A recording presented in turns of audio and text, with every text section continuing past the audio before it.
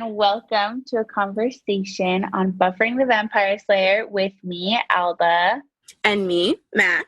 Today we're going to talk about a lot of different things, but we're going to focus on how we came to the podcast and our experiences in the podcast so far, and what we hope to accomplish in the podcast, mixed in with a lot of other things. I'm sure there's going to be some Buffy tangents as well, because, hi there, it's why we got our jobs, impartiality. Maybe and mostly is why we got this job, is because we were both obsessed with Buffy. I think it would be really fun if we talked about how we both came to the show, like how we discovered the show and the impact on our lives. I've talked a little bit about this on the podcast before, but I discovered Buffy when I was 12 because my mom had a boyfriend who was a really big Buffy fan. Him and his son were both Buffy fans. And me and my mom were like, really? Like Buffy? Like, are you sure? I don't know. Because that's the rep that the show had. Still some people think it's like not a good show, but they don't know what they're missing. And so we started watching it and immediately became obsessed. We used to rent the DVDs from like this kind of like progressive video store in our neighborhood. It was basically like my first love. It's like how I explain it to people, like Buffy the Vampire Slayer. Not like Buffy herself, but like the show was my first like true obsession and dedication and like love affair. And because of Buffy, I realized that, screenwriter was a job because of Jane Espenson and like Marty Noxon. I was like, wait a second, people like write for TV? Like that's a job that people do? Like I want to do that. So I have been, since, 13, I've always wanted to be a writer, and I ended up studying film production, and, that's my jam. I like write on the side and work in film production, and like pretty much because of Buffy.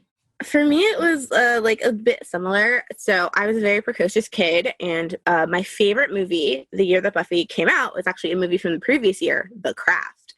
And I could talk ad nauseum about that movie, but it was like very formative for my identity, right? And so when Buffy rolled through, it was also like the gap between, I want to say, the last or second to last season of Xena Warrior Princess, which was also something my mom and I watched together. And so my mom and I actually watched, I think, the first maybe season or 2 seasons of Buffy the Vampire Slayer together, actually, for the most part. Looking back, that first season was a little rough, but I can see why like 8-year-old me was like really into it, right? But yeah, I watched it in real time. Every week there was a monster of the week. We were on edge about graduation, that whole roller coaster. My age group, millennial-wise, we had a lot of strong, badass female characters. Weirdly enough, some of them thanks to Joss Whedon, right? And I really enjoyed those characters. I enjoyed Xena and Gabrielle. I enjoyed Buffy. I enjoyed Faith when she rolled into town. I mean, even moving into Angel, some of the like not so loved female characters that came through even Angel, I liked that they were like tough and strong. And so that was always like my gravitation towards Buffy the Vampire Slayer for years and years and years. And post that, it was just a wasteland of grossly unempowered female characters for years and years and years. So I kept revisiting Buffy as like, yes, women can be powerful. Like even like the, in quotation marks, least among them, like Dawn could handle herself. Like she really could. Not to spoil anything, but like where she like kicked somebody, and I was like, oh, look at you with your bad self. Like, well, we just have the gift where she's the only person I can think of who forced Glory to face her as Glory. She demanded it. Like, she was like, I'm probably going to die, but you're going to look me in the eyes. You do it. Yeah, and so I wrote about it really intensely in college. If you have seen any of my buffering stuff, I mentioned that like in college, every paper I wrote was about Buffy. And then I met Jenny and Kristin while we were doing camp, and they did live shows. So I knew they were doing a podcast, but like I have a long list of podcasts, but they did live shows, live recordings. And so it's the first time I heard about buffering or heard buffering happening. And so like I popped in and listened, but I actually keep up with the podcast because my kids at work are obsessed with all of Ginny's songs from Buffy the Vampire Slayer. Like obsessed. It's super cute. So then Kristen's like, hey, so we want to make all these changes, and I've worked with you doing this on a camp scale, so how about on a podcast scale that has like 5,000 listeners? I think it's more than that.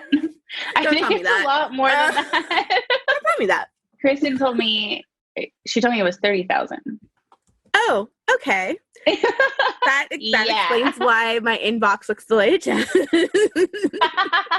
By camp, you mean a camp, right? Yeah. The website autoshuttle.com runs a camp called A Camp. And I was actually a camper turned junior staff member as a lifeguard, turned senior staff member as a co-director of the Speakeasy, which was the POC space. So we made sure that the programming itself was inclusive and anti-racist, and then also held closed spaces for all sorts of POC folks. So sometimes it was like, yo, here's our, specifically Asian space, or Pacific Islander meetup, or, a Black meetup, or we're Black, but we're from Britain, which we had a lot of people, surprisingly. And so we just sort of made sure we had spaces. And that's kind of like what we're trying to do now. Just with 30,000 people, which I didn't know before. Thanks. I think really why I want to do this work and why I have chosen to be part of the podcast is because I felt lonely sometimes listening to the podcast. I felt like there were things that were just being brushed over, that there wasn't conversations around the things that represented who I was and my struggle as a POC or other POC people. And it was lonely and it was painful. Like when Forrest was killed, so gruesomely, they turned him into a monster, was that really necessary? And the fact that not at all necessary. And the fact that I think most people don't look at that through a critical lens and be like, why do we have to mutilate our POC people? Why? Yeah. Why do we have to mutilate Black, Indigenous, and POC, and more than anything, Black people, right? All the time. Kristin and Jenny completely brushed over that. And I remember I was in the bathroom doing something, getting ready. And that's when I listened to the podcast and I was waiting for them to talk about it. I was just sitting there waiting for them to talk about it, and they didn't. And that was so disappointing for me in that moment. And so after George Floyd was murdered for me, I was this is a time where I had really been thinking, what am I going to do? What am I going to do to create any positive impact? How am I going to use my voice? How am I going to use my energy? And for me, I decided to put that energy into sending an email to Kristin and Jenny about how they could make the podcast more accessible and more inclusive in those conversations, in the tone, in the general tone of the podcast, because I felt as a listener that was really lacking. For me, it was Kristin asked, and it was literally, I want to say, a week and a half, maybe 2 after George Floyd's murdered. And I mean, LA was shutting down parts of Beverly Hills. Minneapolis was quite literally still on fire. They were toppling statues into the ocean. Hell yeah, man. Right? And so I was sort of looking around, in my house. I work at a church. I live with, my mom who's elderly. So I ain't going to be out in these streets. So it's what is a thing that I can do other than run my mouth on the internet? But I do that anyway, right? Then 500 person audience. I deal in information is what I tell people. I learned to do it during Occupy. So during Occupy Wall Street, I was a sophomore in college. And we learned that you could listen to police scanners online and use social media to tell the crowds where the cops were coming from, and communicate to bring people recharged batteries for cameras and phones. And so I learned to do that. So that's what I was doing during Occupy. That was my skill set. Same thing during Ferguson. I ran information. But with this, I was they don't need me. We've come to the point in which they can run their own social media. They do not need me. What am I going to do? So when Kristin said, hey, we want to do this specific anti-racist work that everyone's talking about and all these, big companies are wrestling with and small companies are wrestling with, we want to do it, and we want to do it intentionally, and we want to pay you to do it. I actually had to stop and think and go hold up, if this goes really bad, in the middle of this, it's the blowback's going to be really bad on me. But then, like, I really thought about, like, the work that I've done with Kristin and Jenny, and, like, we have been in the trenches together, and they have always had the best of intentions, but they have always been like, oops, we fucked up, we need to fix it. So I chose to do this work because both I needed an outlet, or I was going to lose my mind, and because the outlet provided was something, I am excessively knowledgeable about, and I trust Kristin and Jenny to be operating in the best of faith. Faith.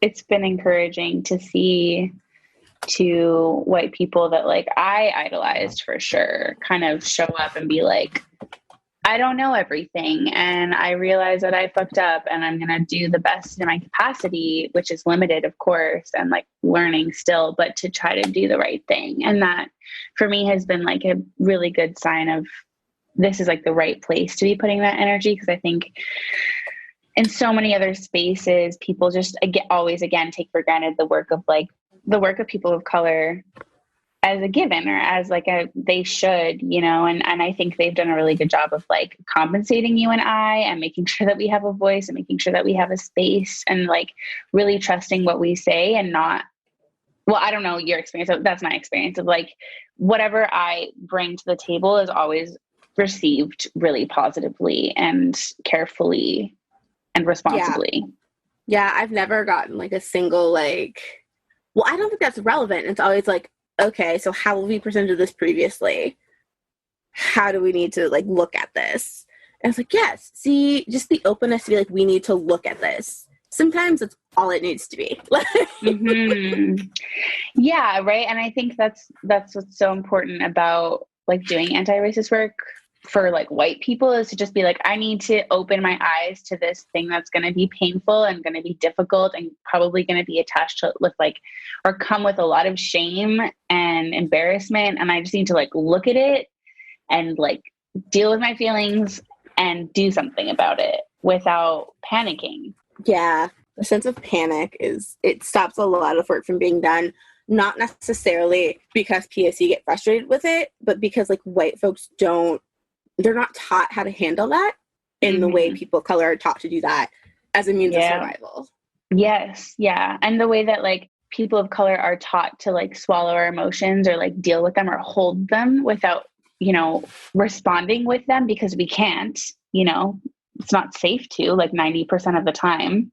But, white people aren't taught that, like, hey, maybe you, like, shouldn't say that because there's going to be backlash, Yeah, I mean, okay, again, as I've been told many times, people don't like me, using Buffy as an analogy, but, like, that's how I live my life. I'm sorry. But this is the podcast. This is our literal job. So if there's anywhere to do it, please do it here. Well, okay, so I posit a thing. I'm going to say this out loud on the podcast for the first time. So I posit that Faith Lehane is coded as Black for many reasons. One of which is her slayer is murdered. Keep in mind, she's 15. Her watcher? Her watcher, yeah. She's called at 15 years old. And she deals. And she gets herself all the way to Sunnydale. She's a kid from a broken home with no one to go back to, and gets herself to where she's supposed to be safe. Buffy at 15 stomps her feet, throws a fit, and says, I quit. Buffy has the privilege of having that reaction. In order to stay alive, Faith has never, even before she was called, had the privilege of doing so. And I think that is the difference between the two of them, and partially why Faith is coded as Black.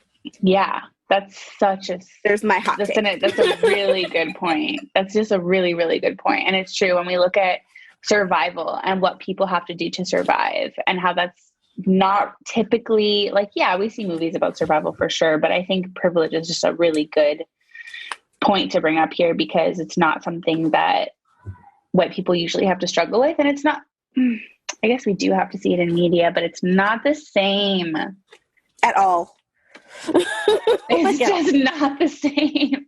And Faith does have to deal with it, and she is, like, shunned by everyone, and she's, like, not good enough.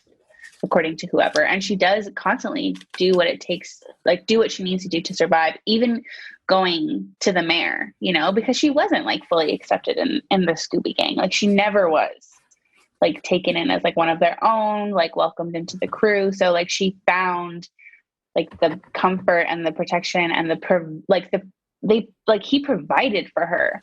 Nobody was like, hey, Faith, like stay in my house, or like, here's an extra room, whatever. You literal child. Like, I never understood that one. I'm like, she's a literal child. Like, what's wrong with you people? It's a privilege thing. It's the idea that like some people aren't given the privilege of not handling the ugly of life and others are. Yes, that's it. That's it. When like the ugly of life is what you're forced to look at and deal with. And when you have the privilege to not look at it, you know, that's something that when you don't have to like realize how difficult life can be, you know, or fully understand the scope. It's just like, all right, then maybe you should just like take a minute, reflect, and just also like, please be quiet. You know, you don't need to say anything. Just listen, make space. It's okay. It's fine. We know you're there. We know you have processes. We know you have feelings. It's not the time. I think one of my responses to somebody was, okay, what I need you to do is think about it. Do you have an opinion that's going to contribute to a rich conversation, or do you have an opinion that you want to post because clearly? And it's not like, some people say it sounds harsh, but then I've had a couple people come back and go, okay, but when I thought about it, that is actually pretty fair. I kind of assumed that because I have an opinion, it needs to be said. It's like, yeah, it doesn't.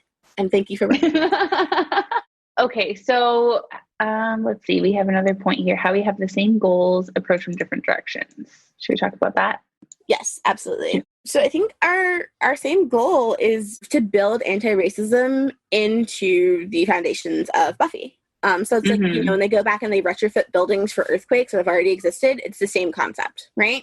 We're going back to the bones of what buffering is and going, hey, here's the way we can make these specific changes that are anti-racist. And now because they're part of the structure, then when you're building out or you're filling the office spaces, etc., anti-racism is always there. And so we're doing that by, you know, even just having hey, you can anonymously let us know if something has bothered you or there's something you think you want to change. And the anonymity, which, you know, one of the big things that happens in spaces is people of color speak up and there's huge blowback for them personally. That doesn't happen when you have an anonymous way to voice your opinion. So it's things like that. It's also looking at how we're discussing all episodes, but specifically ones that deal in race or don't deal in race but should. How some of those intersect with race and gender. I think once we get into season 7, that's a more common conversation that'll need to happen. Just going, okay, take this episode. Jen and Kristin, what are your views? Great. Here's some supplementary things that you might miss. So that they get into the habit of noticing those things too, and also for the, you know, listenership going, you love this thing so much and you have such a deep history with it.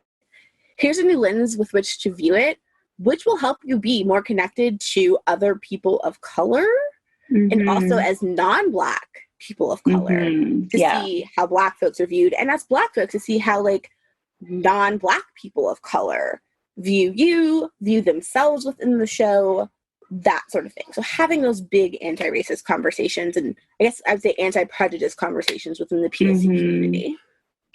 Yeah, that's a really good way of putting it. And also, I think by doing that work, it's lending a lens to people, or like a window into something that, you know, we were just talking about privilege and like the privilege of not needing to look at the nitty gritty of something and being like, oh shit, that exists. Like I should probably look at that. And, you know, listening to Buffering, like I didn't really ever realize how queer Buffy was growing up. Like I did not know. Oh, I did. And then,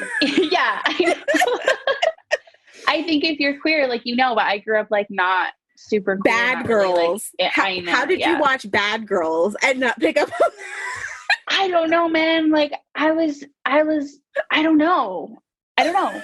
It just like wasn't part of my radar. And then I was like watching, I was like, oh my God, like, yeah, obviously. And like my mom had noticed it, but she just never talked to me about it. Like, I don't know. Anyway, needless to say that my experience with this podcast also has opened me up to like realize how queer Buffy is and how queer like everything is. And like, I love it. I feel very immersed into like, I've just had a new perception. The way I process information is different. Content information, the way I relate to my queer friends is different because of this podcast, you know?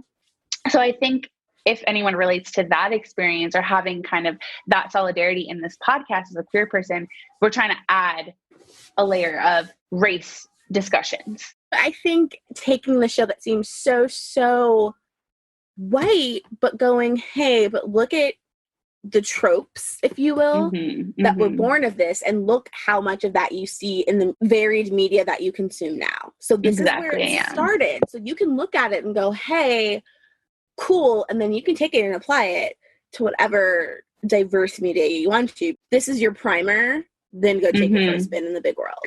Exactly. And I think that's it. I think, you know, for me growing up, I related so much of Buffy to the real world. It was like really ingrained in my understanding, my learning about life. And I think it still is, you know, now that I've like lived as an adult for a while, because I haven't really watched through the entire series since I was maybe in my early 20s. And I'm like, holy shit, this is deep. You know, the way that they're talking about these issues is like really resonates with me now in a way that it didn't when I was younger, because I hadn't had those experiences. But being able to draw those parallels between the show and life and being able to see different aspects is exactly what you said, like a primer to then understand like, oh, that thing they talked about in Buffy and like that race thing, oh, it's happening right here with my friends in this circle. Let me see like how I want to deal with that and what my choices are as a Black person, as a non-Black POC, as a white person. Like, how am I going to deal with this issue that has been brought forward to me? Yeah, for me, the big lesson that I took away from even as a kid was men will always fear women's power. That's like, and I remember that so clearly. There have been moments in my life where I was like, and this is how Buffy was treated. And this is how Willow was treated, like, by her friends when she became too powerful. You know, and very swiftly, like I said, Faith is my girl. Like, even to the end, they were afraid of her. But part of what they also feared was she had already stepped in her power by the time she got to them.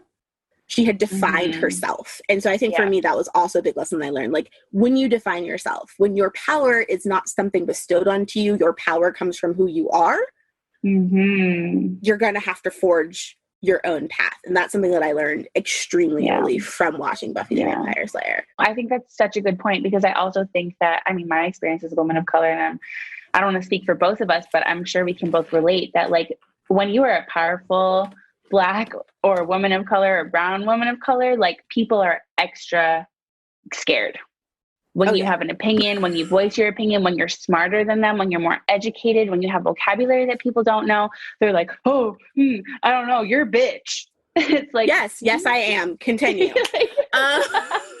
And what? There's a quote from Angel. Cordelia is talking to some character that's been taken over by like a demon. And she literally goes, "You are a vicious hell bitch. Remember that." I was like, that's the best pep talk I have ever heard. Hell yes. And that's stuck in my mind. So when guys would call me that in college, it'd be like, correction, vicious hell bitch. So I guess maybe a bit more about like your work specifically, and then a bit more about my work specifically. Yeah, so my work specifically is, it's community based. So Alba and I are definitely working together because Alba's part of the production team, and I'm tangentially part of the production team in that we're trying to build everything into the structure. But a lot of my work is community based. So it's bringing the community up to speed from being simply Black Lives Matter, because obviously we're not racist, to, okay, Black Lives Matter, and also I have to work on myself continuously because ally is a journey, not a destination, right? So within the community, you know, I float around and I definitely do respond to threads, but I'm also there because sometimes people say things that they don't understand are perpetuating racism or prejudice, or they're not thinking through how the impact could affect different people across different, even socioeconomic levels within race, which I think is also a conversation that Buffy never really has, because there's not really enough Black and brown characters to discuss that. And also, like I said, doing the book club so that we can all have a really good base of, like, feminism isn't just all the stuff we learned in school. About the Women's March and suffragettes and Gloria Steinem. It's not even stuff that you would read in, like, Ms. Magazine, right? It's living and breathing, and the conversation has shifted and it is mostly taking an online presence. So they're called public academics. So people like Dr. Yaba Blay, who I hype up all the time. And so we're having conversations around those books and going, here's where feminist discourse is now. So Buffy was considered very feminist. To an extent it was. But here's what the conversation is now. Here's the inclusive conversation we're having. So look at this thing that you love, see how much of it has translated into what's happening now, and moving forward, understanding that just because you came from some place that may be imperfect does not mean you can't move yourself closer. I would never say anyone's perfect, but, like, you can't move yourself closer to being in, like, right relations with people. Our book is hood feminism, right? And it's literally called Notes from the Women That a Movement Forgot. So looking at a lot of Buffy conversations, it's about, Buffy was I'm going to say upper middle class if her mom was running an art gallery. But what about the people that the movement forgot? And I think by reading hood feminism, even though it's specifically about women of color and Black women specifically, I think after going through it with the book club, people will realize, look at every other woman in Buffy the Vampire Slayer. Drusilla is clearly, I'd say she was maybe a bit autistic, somewhere on that spectrum, and was turned. And think about how she was treated within her world of richness and luxury and glory. She was locked away, right? A forgotten woman. Look at even Willow, right? Poor mousy Willow was often forgotten by Buffy until she could not be ignored anymore. Like, if you look at all of the female characters throughout that show, you could absolutely apply things from hood feminism. They're the women that the movement forgot, but you can still watch their journey, but you don't know to look for it because the advertisement is a blonde girl. Yes. So I think that's also a lot of my work is, like, who are you watching? It's like Harry Potter. Yeah. Like, nobody actually, this is a quote from Jenny, actually, like, nobody actually reads that for Harry Potter. You're there for Ron. You're there for Seamus and Dean blowing stuff up. You're there for Peeves the poltergeist. Like, for Hermione and her, like, general badassness. Look, every time she gets separated from Ron and Harry, it's 50 pages of them fucking up until she comes back. It's so true. They can't function without her, and it's really kind of cute. Yeah. And I think it's a really good point of, like, Buffy being this, like, white blonde girl. And it's a reason that my mom, like, confessed to me recently. Like, I knew she was apprehensive about me watching the show when we first started watching it. She's like, I don't know if I like this show. I don't know if I'm going to, like, let you watch this. My mom is a mom of color who was very involved in what I would consume. And I was not allowed to watch certain things unless I had permission. I, like, did not have cable. The media that I was intaking was very, very curated on my mom's side. And she confessed to me, like, really recently. She was like, well, yeah, I was, like, worried about you watching Buffy because I was worried about you watching this, like, small, pretty blonde girl and not really having a perception of, like, what, like, thinking that would be your life, basically. And I think it's interesting. It's also too, like, that's what a lot of girls who meet that criteria get out of it. But what I've noticed talking to women of color is we also recognize that she never fucking saved the world by herself. Yes. Ever. No. Like, as much as I hate Xander, he's annoying. Like, Xander literally saved her life. Many times. Quite literally.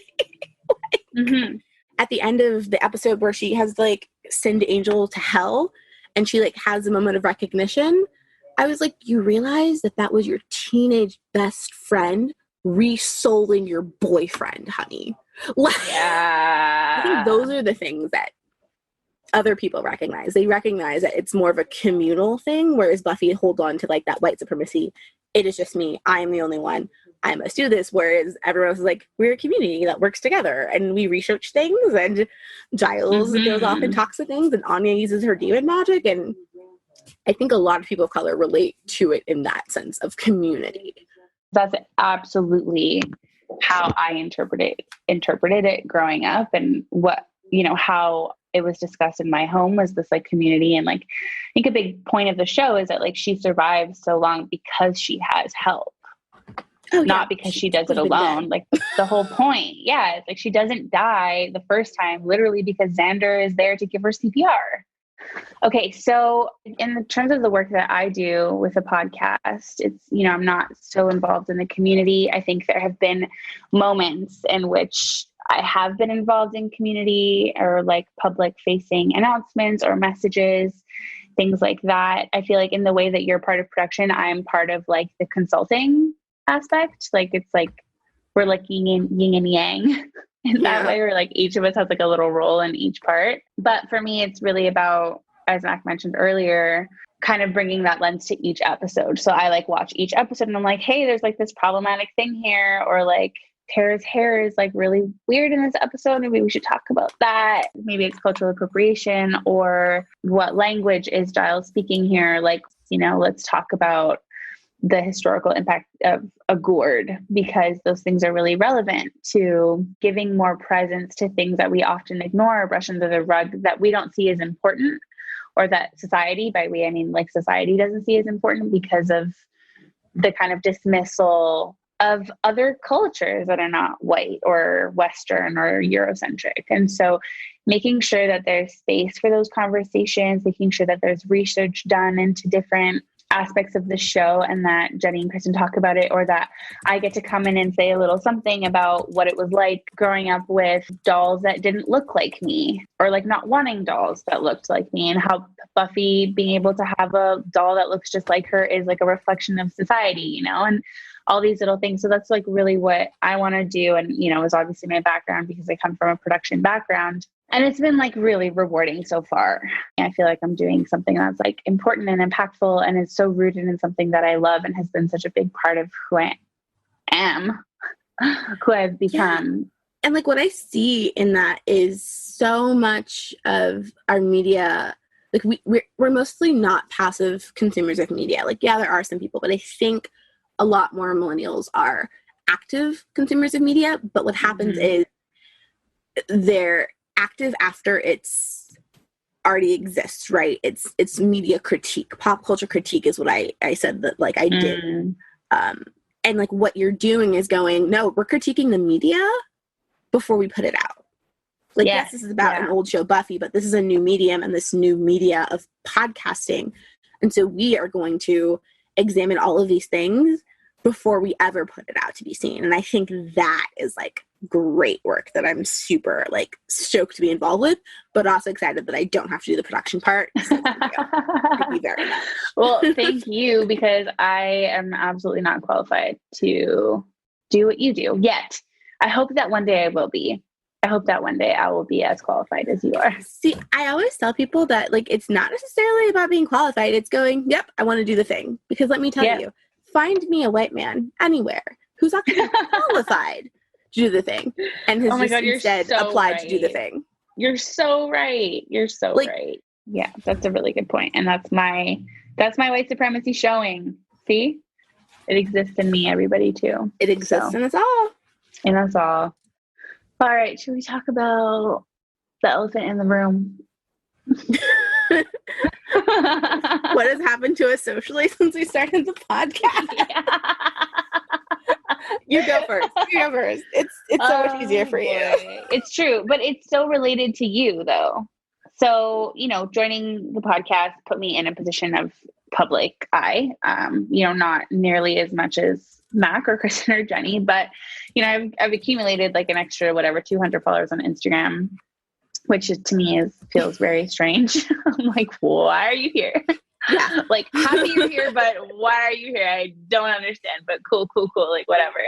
And I had to leave the Scoobies of Color group that I've been talking about just because it just like wasn't appropriate for me to be part of that group anymore as someone who was like very behind the scenes in the podcast. And I just realized like they really need to be able to have a safe space without me being like conflicted on whether I should talk to Kristin and Jenny about something or like get offended because, I did like all this work on something and like it wasn't received well. So I was like, you know what, like that, I just can't really be part of that community anymore. And that's okay. But it was something that I had to deal with and grapple with.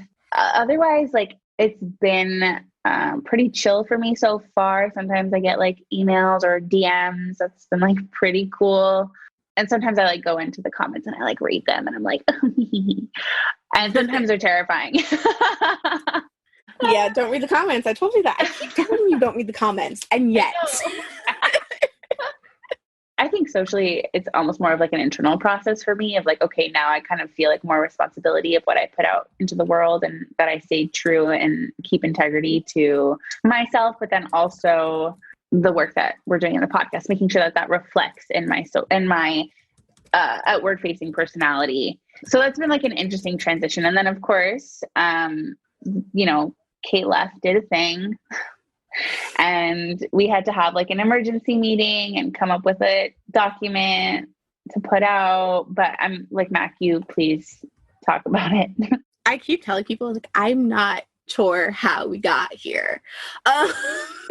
Yeah. So for those of you who don't necessarily keep up with anything other than just listening to the podcast, which is a completely legitimate way to live your life, by the way.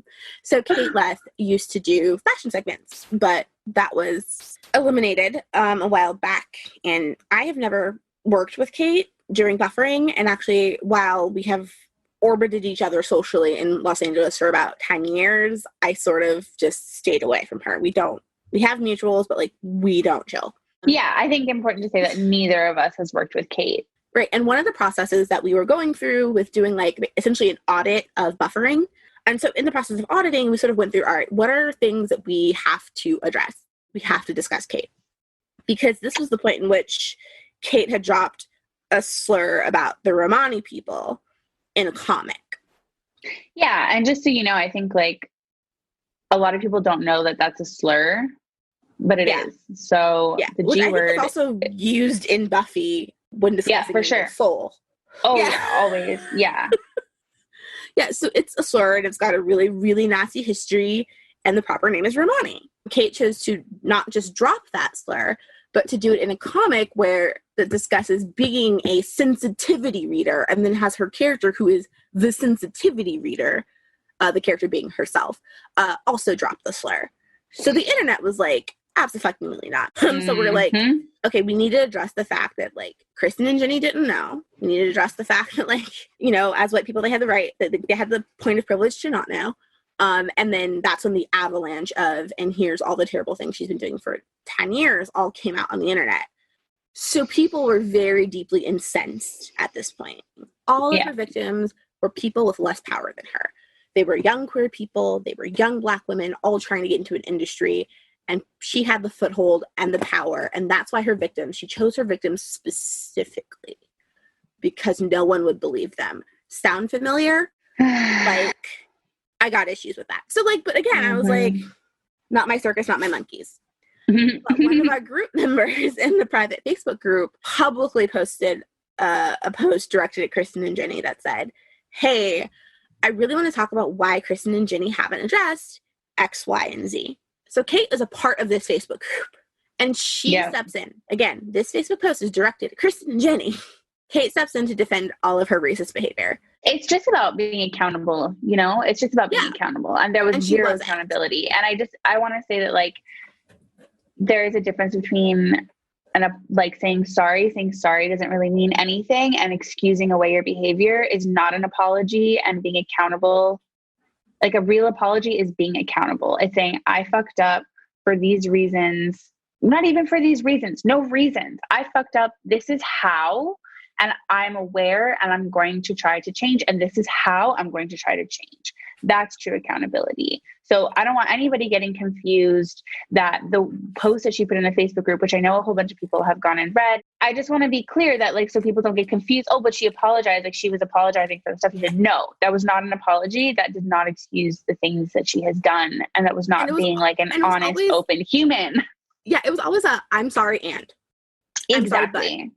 I'm sorry, but, and that's not, I'm sorry. That's not, I'm sorry. And there's a lot that's of like, well, I'm trying and I'm learning. It's like 10 years in queer, arty, POC spaces. You haven't learned anything? Really? Second of all, the world is on fire. You still haven't learned anything? So I was asleep because I'm on LA time. So I just got text messages from Kristin going, okay, this is happening. And I was like, okay, great. And this was just when it was just the post by the group member. And then she starts texting me in the morning. My phone starts going off again. And I'm like, the fuck is going on now? And she's like, okay, so Kate responded. And I was like, God damn it. And at the same time, and this is the only funny part of this, is at the exact same time, Kristin and I opened Facebook and saw that Kate had used me and another staff members' faces. So at the same time, first thing in the morning, almost zero coffee in my body, I was like, this bitch did what? And like, that was my immediate reaction, and I refuse to take that back. My immediate reaction was, this bitch did what? Like, and unacceptable. So what she did was she took my face, my words, my work that I had been doing with buffering, and the work of another Black woman. And again, something people keep asking, no, I will not name her. No, I will not pass that information forward. She has made the choice that she does not want to be publicly involved. And as you will hear subsequently, there are very good reasons why. And I was pissed because a white woman, when faced with her own racism, tried to use two Black women to shield her. Yeah. I ain't your mammy. This ain't the help. We don't do this, right? And so I tried to keep it super professional. I didn't call her out in that space. I messaged her privately and told her expressly, like, if you check the receipts that I've left on my highlights on Instagram, and I just said, hey, I'm not here working for buffering. This is personal. Like, my personal work as a consultant, you done fucked up. This is why this is wrong. Here's what you need to do. And again, she came with I've been reading so much and learning so much and also, and I was like, bitch, I just want an apology. I don't care about your feelings. That's not what I'm owed. I'm owed an apology. And she tried to do it like private. I'm sorry. I'm like, you exposed me. You have 20-something K followers on your Instagram. You had 85.5 thousand Twitter followers. You don't get to use me and expose me to all those people and mess up my rep by associating me with a racist to a combined almost 100,000 people and quietly apologize in a message. The apology must be as loud as the disrespect. Mm-hmm. Mm-hmm. Yeah. Record as this happened. And so she couldn't act right. And so I made a video. And originally I made the video because I knew people who can hire her and I know people who have drawn for her and can draw for her and can also tell her no later down the road. And I said, look, she doesn't want to apologize, then there needs to be some sort of impact. And if I can't have any impact, I know people who can. So that's why I made the video originally. Because I had 500 followers. Yeah. I just happened to know some people who could either talk to her or, to have this question come up when she's being interviewed. And then it exploded. Yeah, literally. Exploded. Yeah. I went from 500 followers on Twitter to I think I have 1,200, 500 followers on Instagram to I have well over 2,000. I mean, in 48 hours. My DMs were full. It was 48 hours, yeah. Yeah, my DMs are full. Like, I turned my phone off because it kept beeping. I had blue check Twitter coming for my neck. Like, her blue check friends were trying to say stuff. And that was the social impact of doing this work, was suddenly I went from doing my job to taking on an extremely well-known comic and everything that comes with that. So that was every single blue check who came after me, people who lied and accused me of being a racist myself, hashtag reverse racism isn't real. It is not real. Right, thousands of people. But what was the most devastating was I had people in my inbox saying, her behavior drove me out of the comics world.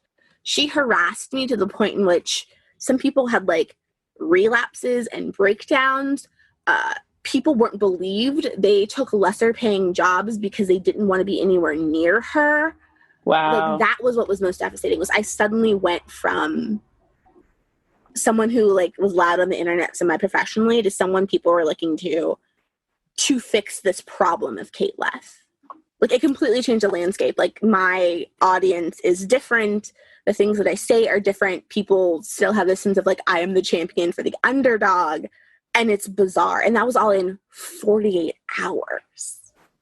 It was really fun. And also because we put out that statement, we, like, wrote a statement with Jenny and Kristin for the podcast, like, to say that the podcast did not support Kate and that what she had done was really, really whack, and that, you know, they were basically cutting ties.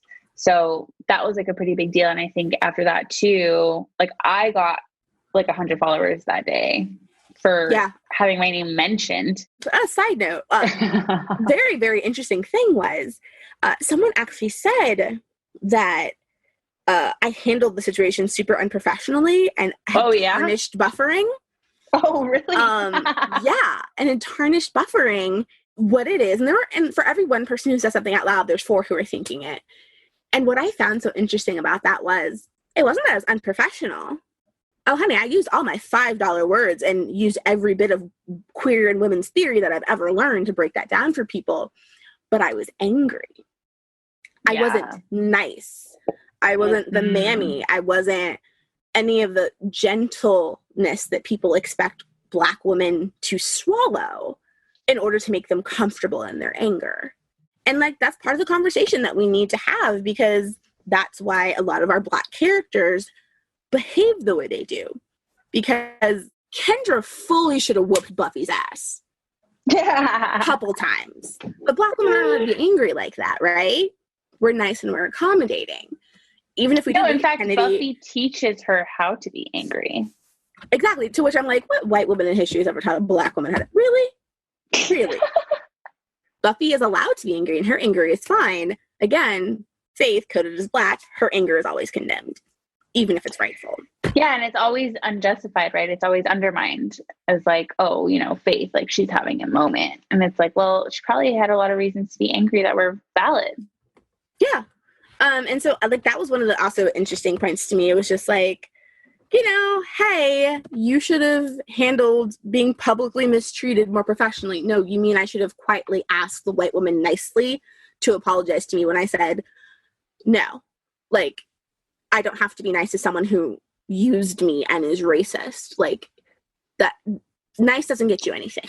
Yeah, and I want to be, like, clear about how, like, exactly what she did and why it was so problematic, because I think people don't have a hard time grasping, like, wrapping their heads around it. It's because she made it seem like she was part of the anti-racist work that had been done so far on the podcast. When I saw the screenshots, I was like, oh, this bitch.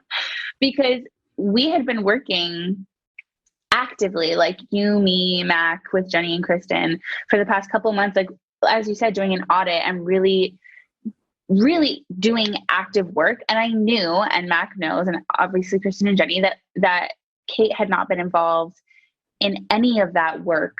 So for her to say and imply with her screenshots that she had been part of that work and part of that process, she literally took the work that Mac had done because she used her face, the work that I had done without knowing because she couldn't be bothered, and said that she did it instead. So any like good that came out of it, she just got to glorify herself using a Black woman and another woman of color and the labor that we had done. And that is it was the definition your way too of white supremacy. Exactly. That is literally it. Is that not like the root of everything, is claiming work that you did not do and getting the credit for it? Well, and with the implication that she stepped aside to give us space, to which I was like, you don't give anybody anything. Like, it's the implication of not just white supremacy, but like of white saviorism, which was also a huge problem. And what I think people also fail to understand too is it's not the first time. This is just, we're the ones who had the platform to say that this was wrong. So I think also a lot of people are like, well, it doesn't seem like a big deal because for them, it's a one-off thing. I think for those of us who are women of color, we know this is not the first time this has been done to one of us. And even, you know, Jenny and Kristin working in the areas that they work also understand this is not the first time something like this has happened. They learned, you know, in real time. So, like, that's also part of it, too. And, you know, I have the quote. It's literally, like, my opening thing on my highlights is by Zora Neale Hurston. If you are silent about your pain, they'll kill you and say you enjoyed it.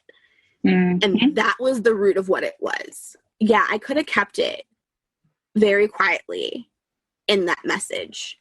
And protected her, Kate, like, right? Yeah. As a result, protecting her and her coddled her actions, whiteness. Coddled her. And then she could have, like, made a really nice public apology when the fact that what she did was really, really fucked up. Yeah, that fucks with my bag for a while. 100,000 people have me associated with a racist, and I will have to explain that every time I go for a consulting gig. The quietness that people expect to coddle whiteness is at the root of also the discussion that we're having, right? Because a lot of conversations that have come up in our space that are some of the more, like, I don't want to say divisive, but, like, either uninformed or reactionary responses are rooted in their whiteness is no longer being coddled. They're like, wait, I can't just watch this blindly and not think about it? Like, you're going to make this political? Yes. Yeah, baby, because my whole life is political. That part. I don't have the choice. Yeah, like, yeah, so the Kate thing is also rooted in that. And also just the fact that, like, she sucks so much air out of the room. Like, we're still, we have to have this conversation. Yeah, we do. You know, I had to make that video. And then I had to make a second video because nobody could act right. So it's like, that's what Kate did. Like, it's also the ramifications of her racism and behavior. And instead of just doing my job I'm paid for, there's all this excessive emotional labor. And I think, like, we talked about this, but there's such a big difference doing anti-racist work and the work that we were doing before we had to deal with Kate, and then all of the work that goes into responding to racism and how much public space that takes up and what gets the spotlight, right? Like, everybody became a patron so they could read, well, not everybody, whatever, like, a few people became a patron so they could read the Facebook comments, but how about, like, becoming a patron because you know that Kristin and Jenny are doing anti-racist work and hiring me and Mac to do that work? What takes up space? What takes up light? What are people attracted to? And it's taxing. I think it's taxing for us. Yeah, 100%. Something to reflect on. Yeah, and I think a lot of people have really good intentions.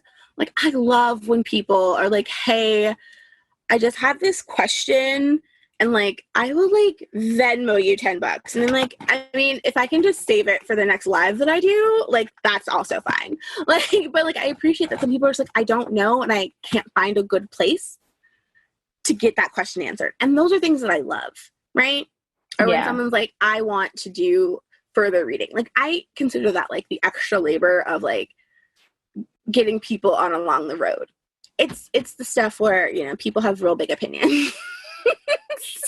I remember people questioning your credentials. I talked about that in the live. Like, they also checked my credentials, but, like, when you go back and Google me, like, I have worked for and written for some heavy hitters. So, like, you get put in your place real quick if you question my pedigree, if you will.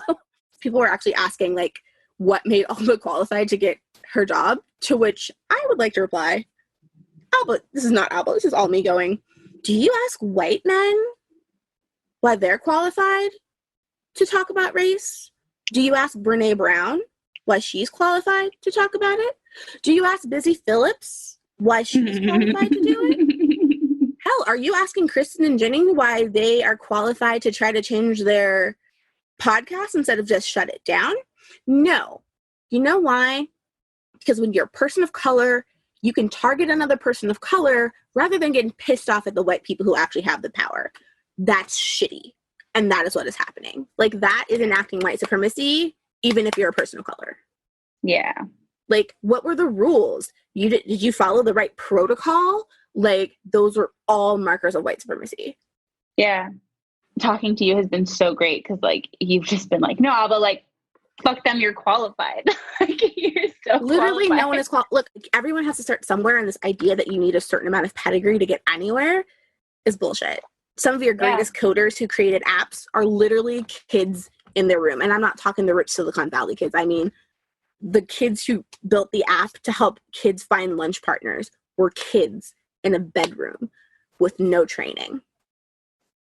The kids who started the Parkland protests were kids who were on, you know, Vine a couple days later, who sat on a floor with their parents and said, we're going to create a march, we're going to go to legislators, and we're going to change the world. And guess what? They did.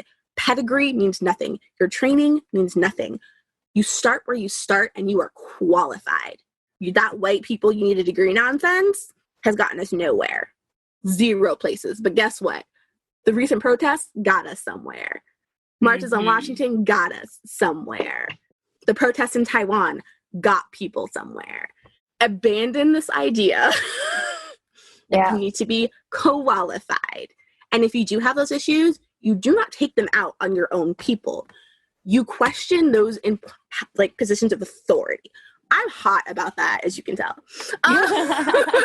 It makes me so mad. I appreciate it because I'm not that mad. I'm still like, I did something wrong, but... You did not do anything wrong. No, you didn't. Nope. You will not hold other people's shame. Mm-mm. Yeah. Like, I might use Brene Brown as an example, but I have read her stuff. Her and Glennon Doyle and their conversations around shame. Yeah, and I think, of course, I think for me, something that's changed is like my responsibility towards other people of color and within the Buffy community, within like the world. Is like my greatest fear is that I will somehow offend somebody or like let them down, and I don't want to do that. But also, like, I am just a person and a human doing the best with what I have. Let's just all remember that like none of us are perfect. Yeah. You know, we all make mistakes in like every conversation. We say things that are accidentally racist. I have for sure. We all have blind spots. Yeah, and I think also part of this process of anti-racism and anti-racist work is we're going to have to like work on learning the difference between criticism and critique. Critique has the intent of being bettering people, of going, hey, I noticed this, and I think it made me feel this way, and I think this would be better, or I just feel some type of way and I'm not sure how to communicate that or how that could be different. And then there's criticism, which is what you and I are getting. We are just getting mountains of criticism. You are doing it wrong. You are doing it bad. You are unqualified. You are unprofessional. Like, people haven't gotten to the critique part yet. Give us something constructive. We'll take it. We want it. Yeah. Like, somebody was like, oh, hey, you need to have transcripts and captions for your videos. And I was like, great. Awesome. I can make that happen. That is a critique that I can take and do something with. But people are really uncomfortable, I think, with the changes. And so they're criticizing a lot more than they're critiquing. I would love more people to critique rather than criticize. I appreciate more voices in conversation. I don't appreciate more antagonists in an already antagonist-filled situation. Yeah. And, you know, I think I'm speaking for myself, but if there's anything I can do to help you out, like, please let me know. I will definitely let you know. And same, like, if I need to have like we're acting out in front of company, behave, I can also have that conversation. I'm super excited to keep working with the podcast. I cannot believe, I'm working these days, like watching season 6 and prepping. That's my job. Yeah, right. I'm also doing now. I'm watching it, taking notes. First of all, I don't think I've ever taken notes on Buffy, and I've written about Buffy, and I'm now going, okay, so for season 6, we need to throw this in there. We need to throw this in there. Like, Jenny, you need to have a jingle for just this specific episode. Yeah. Yeah.